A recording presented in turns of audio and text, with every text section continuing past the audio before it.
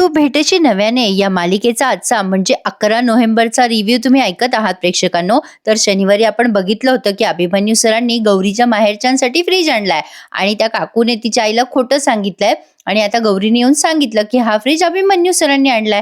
पण गौरीची आई हे एक्सेप्ट करायला तयारच नव्हती. त्या म्हणत होत्या की हे फ्रीज बक्षीस मध्ये लागलाय, तू काहीही खोटं बोलतीयस. गौरी म्हणत असते तो फ्रीज अभिमन्यू सरांनीच दिलाय, बक्षिसात नाही लागलाय. आता ती गौरीची आई जाब विचारते गौरीच्या वडिलांना. आता ही गौरीचे बाबा म्हणतात की हो, अभिमन्यू सरांनीच दिलाय हा फ्रीज. आता काकू बघा कशी कांगावा करते गौरीचा. गौरीची आई चिडते आणि म्हणते तुम्ही का केलं तसं माझ्यासोबत, का विश्वासघात केला? त्यांची तोंड पाहायची इच्छा नाहीये माझी आणि तुम्ही फ्रीज घेतलात, त्यांनी दिलेला फ्रीज. आणि काय ग, तू तुझ्या नवऱ्याचं कौतुक मारे सांगायला आली ग इथे? तुझ्या नवऱ्याला काय आमची फार काळजी आहे का? अच्छा, काळजी करायचं नाटक करताय का? आम्ही गरीब आहोत म्हणून आम्हाला विकत घेण्याचा प्रयत्न करताय. खरं तर गौरीच्या आईचं त्यांनी कॅरेक्टरच बदलून टाकलंय प्रेक्षकांनो. आता ही गौरी म्हणते आई तू हे काय बोलते सगळं? अगं हा फ्रीज आपण घेतलाय हे खरं तर चुकलंय आणि त्याच विषयी मी बोलायला इकडे आलेली आहे. हे सगळं मला सुद्धा काहीच माहिती नव्हतं. पण तू सरांच्या हेतूवर शंका घेऊ नकोस, त्यांनी चांगल्या मनाने हे केलंय. आता गौरीची आई म्हणते तुझ्या नवऱ्याचं कौतुक सांगू नको मला, राजा शिर्केची कुठलीही गोष्ट मला या घरात नकोय. आता ही गौरीची आई त्या फ्रीजच्या जवळ जाते आणि त्या फ्रीजला असं उचलायचा प्रयत्न करते. आणि आता तिचे बाबा म्हणतात काय करतेस तू, बाजूला हो माधवी. त्या आता म्हणतात की तुम्ही आता मध्ये पडू नका, देऊन टाका तो फ्रीज आधी. आता तेवढ्यात या काकूचा तमाशा चालू होतो. ही काकू आपली मोठ्या मोठ्याने हातवारे करते आणि म्हणते देऊन टाका तो फ्रीज. फ्रीज काय, घरातल्या सगळ्या वस्तू देऊन टाका.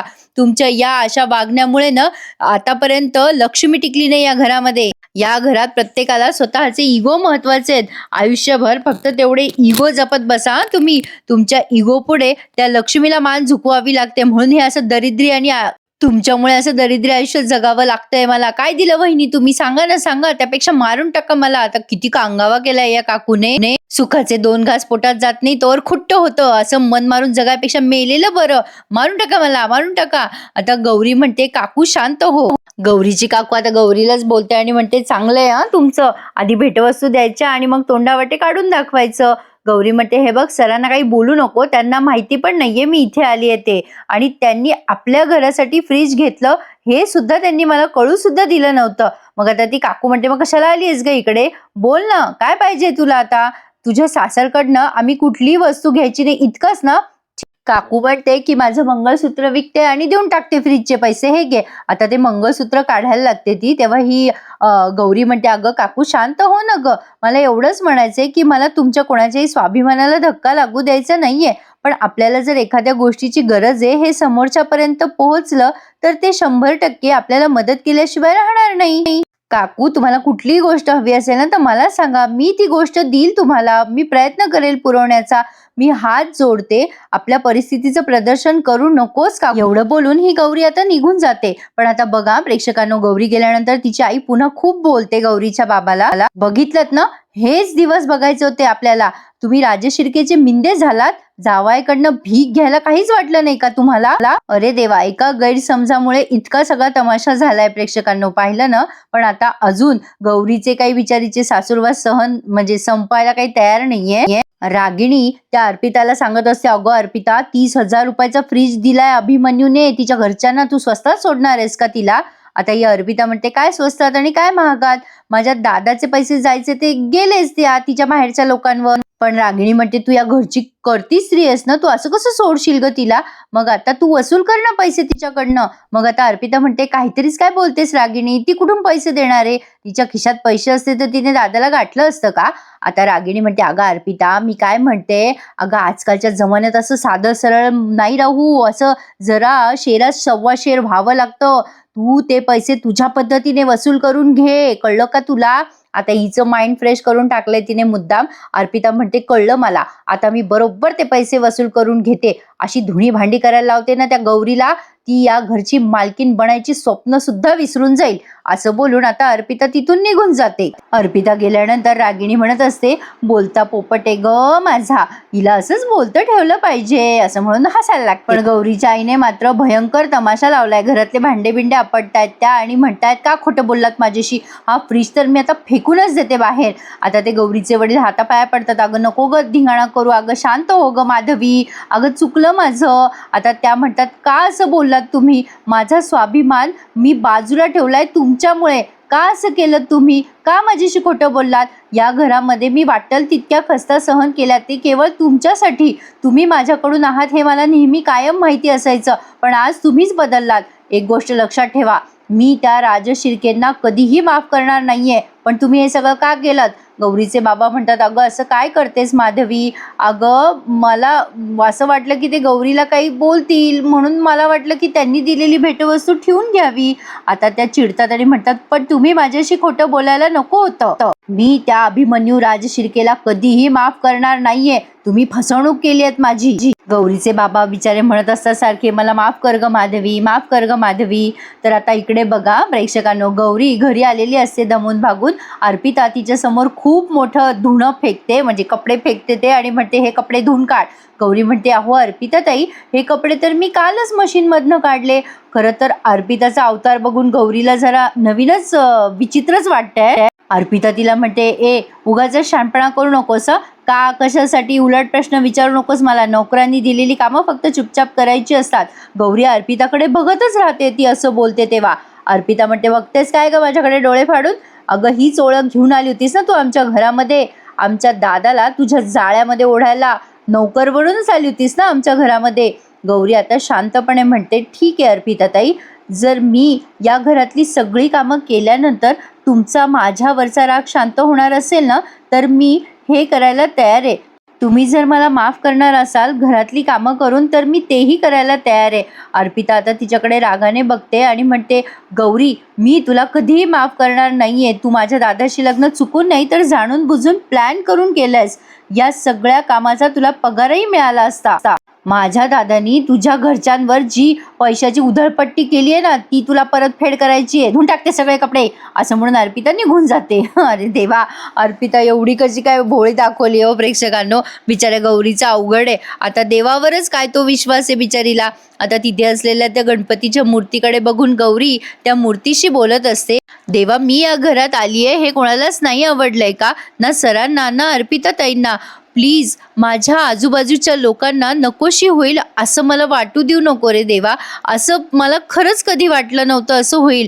नक्की तुझ्या मनामध्ये आहे तरी काय? बाप्पा मला या घरात राहण्यासाठी काम करावं लागत असेल ना, तर मी पडेल ते काम करेल, वाटेल ती मेहनत करेल. पण प्लीज बाप्पा माझ्या घरातल्या माणसांचा माझ्याबद्दलचा राग मात्र तूच दूर कर रे. किती गोड बोलते ना गौरी. असं गोड बोलणं जर बाप्पाने ऐकलं असतं प्रेक्षकांना, तर आज काय झालं असतं.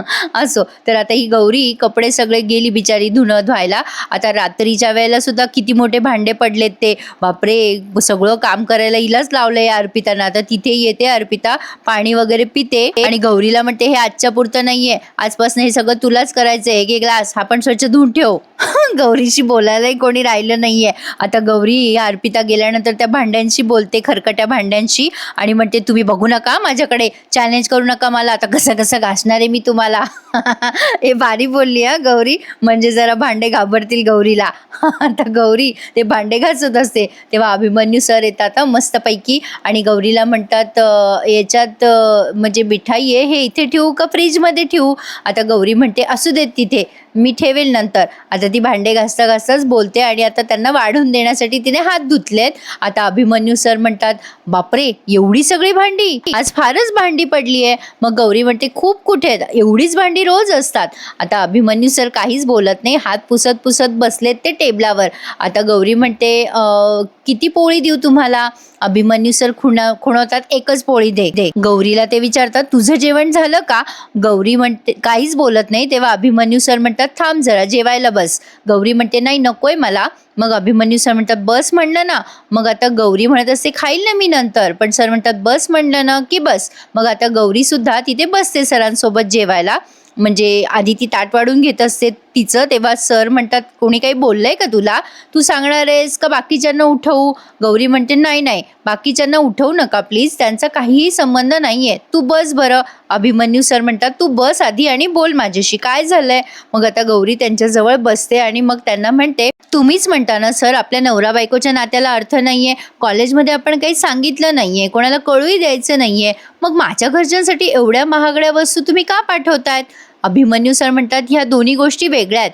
गौरी म्हणते असं कसं? एकीकडे म्हणतात की हे सगळं असं आहे तसं आहे आणि हे सगळं करून तुम्हाला काय सिद्ध करायचंय?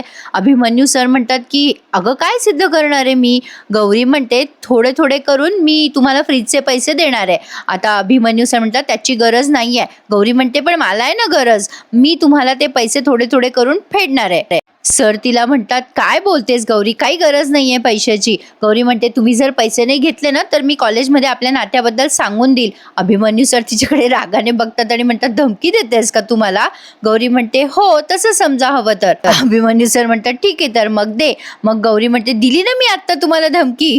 अभिमन्यू सर म्हणतात पैसे दे तुला जमेल तसे, तसं म्हणतोय मी. आता गौरी ठीक आहे म्हणते आणि मग दोघं जण मिळून जेवण करतात. अभिमन्यू सरांच्या चेहऱ्यावर गौरीचा दरारा दिसतोय बरं का प्रेक्षकांनो, कारण जेवता जेवता ते असे आडून आडून तिच्याकडे बघत असतात. तर आता पुढे आपण बघतोय की हा शेखर या दोघांचं बोलणं चोरून ऐक. शेखर आता विचार करतो अरे वा मोठी न्यूज आहे, या दोघांनी लग्नाबद्दल कॉलेजमध्ये सांगितलेलं नाहीये तर रागिणीला सांगायला हवं. आणि लगेच पुढचा सीन रागिणीचा आणि या शेखरचा दाखवलाय. रागिणी म्हणते काय सांगतोयस, खरं बोलतोयस? शेखर म्हणतो अगो खरं सांगतोय, त्या दोघांनी लग्न केलेलं कॉलेजमध्ये कोणाला माहितीच नाहीये. अगं मी तर म्हणतोय हा तुला गोल्डन चान्स आहे त्यांचं लग्न तोडायचा. मी तर म्हणतो अगं उद्याच्या उद्या सांगून टाक कॉलेजमध्ये, वणवा पेटव, ते दोघे जण होरपळले पाहिजे त्या वणव्यात. अभिमन्यू सरांनी स्टुडंटशी लग्न केलं, ब्रेकिंग न्यूज करून टाक, बाजार बसला पाहिजे त्या अभिमन्यूचा. रागिणी म्हणते काय बोलतोयस दादा? अरे नाही नाही नाही नाही, अरे दादा मला त्या अभिमन्यूमध्ये इंटरेस्ट आहे, त्याचा बाजार उठवण्यात नाही रे.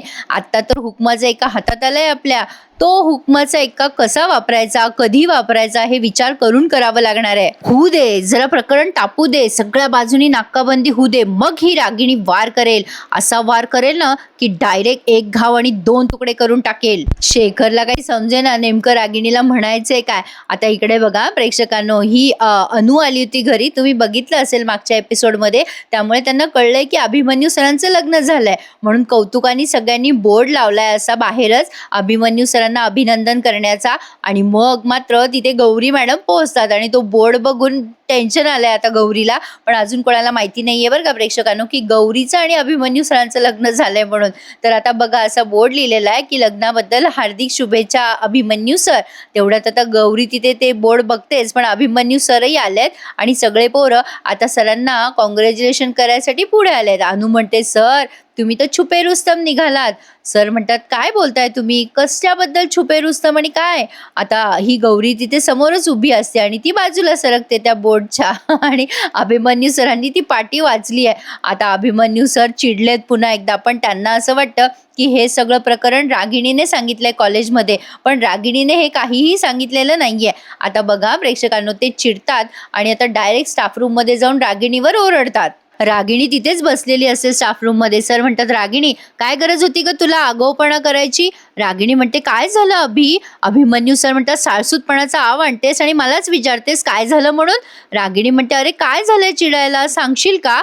आता अभिमन्यू सर म्हणतात तुला काय गरज होती माझं लग्न जग जाहीर करायची? आता ही रागिणी म्हणते नाही रे नाही, अरे मला आत्ताच कळतंय मी खरंच काहीही केलेलं नाहीये, अरे तुझं काहीतरी गैरसमज होतोय अभि. अभिमन्यू सर म्हणतात तुला काय वाटलं हे सगळं मला, तू जे काय बोलतीयस ते सगळं मला विश्वास बसेल? माझ्या लग्नाचा बोर्ड बाहेर तूच लावलास ना? रागिणी म्हणते बस करा अभि, मी ऐकून घेतेय तर तू काहीही बोलत सुटलायस. अभिमन्यू सर म्हणतात मग कोणी केलंय हे सगळं?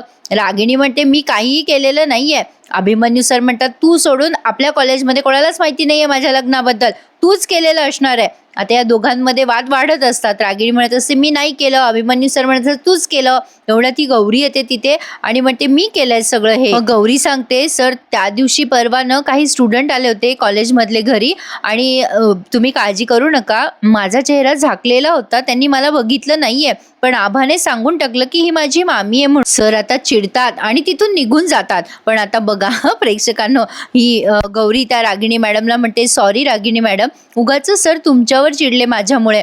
आता रागिणी म्हणते तुझ्यामुळे खूप काही घडलंय हं. आणि खूप हा भाग काही. फायनली आता त्यांनी कशाची इथेच माफी संपवलाय. मागत फिरणार आणि आहेस आता तू आणि पुढच्या कोणा भागात कोणाची? त्यांनी तोच प्रोमो दाखवलाय प्रेक्षकांना जो त्यांनी फ्रायडेला दाखवला होता. म्हणजे प्रिन्सिपल सर आहेत ना, अभिमन्यू सरांना म्हणतात की अहो मिसेस राजशिर्के आल्यात, ह्यांनी घुंगड घातल्यामुळे तुम्ही ओळखत नाहीत ना त्यांना. प्रेक्षकांनो, ज्यांनी मग अजूनही अभिमन्यू सर channel नसेल घाबरतात की subscribe अरे केले, त्यांनी काय please मिसेस राजशिर्के आवर्जून चॅनलला channel सबस्क्राईब गौरीच करा असते. आणि तर आता सगळे रिव्ह्यूज प्रेक्षकांनो, हक्काने बघूयात एन्जॉय पुढे करा. काय काय घडतंय. धन्यवाद. आज न जर विसंगती वाटली एपिसोडमध्ये पण छान दाखवला नेहमीप्रमाणे. बघूयात आता कथानक पुढे कसं कसं सरकतंय.